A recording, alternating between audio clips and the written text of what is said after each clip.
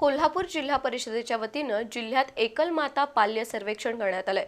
सध्या 1ली ते 12वी पर्यंत 7,000 पेक्षा अधिक एकल माता पाल्य शिक्षण घेत असल्याची माहिती त्यातून समोर आली आहे। राज्यातील एकल माता मुलांना अधिक चांगल्या शैक्षणिक सोयी सुविधा देण्यासाठी अशा प्रकारचं सर्वेक्षण करण्यात आलंय। राज्यातील एकल मातांची आर्थिक आणि सामाजिक स्थिती खालावलेली आहे। विधवा, घटस्फोटित आणि परित्यक्त्या महिलांना एकल म्हटलं जातं। एकल माता आणि त्यांच्या मुलांची शैक्षणिक आणि उदरनिर्वाहाची समस्या प्रामुख्यानं कोरोना कालावधीमध्ये दिसून आली।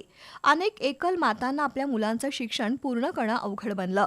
ही बाब लक्षात घेऊन राज्य शासनाच्या प्राथमिक शिक्षण विभागानं राज्यात एकल माता पाल्य सर्वेक्षण मोहीम राबवली। संपूर्ण राज्यात एकल मातांची एकूण 2,23,042 मुलं 1ली ते 12वी पर्यंत शिक्षण घेत आहेत, तर कोल्हापूर जिल्ह्यात एकल मातांची एकूण 3,324 मुलं प्राथमिक शिक्षण घेत आहेत। शिवाय 3,856 विद्यार्थी माध्यमिक शिक्षण घेत आहेत। जिल्ह्यातील एकल मातांची एकूण 7,180 मुलं शिक्षण घेत असल्याची माहिती माध्यमिक शिक्षणाधिकारी मीना शेणकर यांनी बी न्यूजशी बोलताना दिली। या एकल माता विद्यार्थ्यांना अधिक चांगल्या शैक्षणिक सोयी सवलती मिळण्यासाठी हे सर्वेक्षण झालं असून त्याचा अहवाल प्राथमिक शिक्षण संचालक शरद गोसावी यांच्याकडे पाठवण्यात आलाय।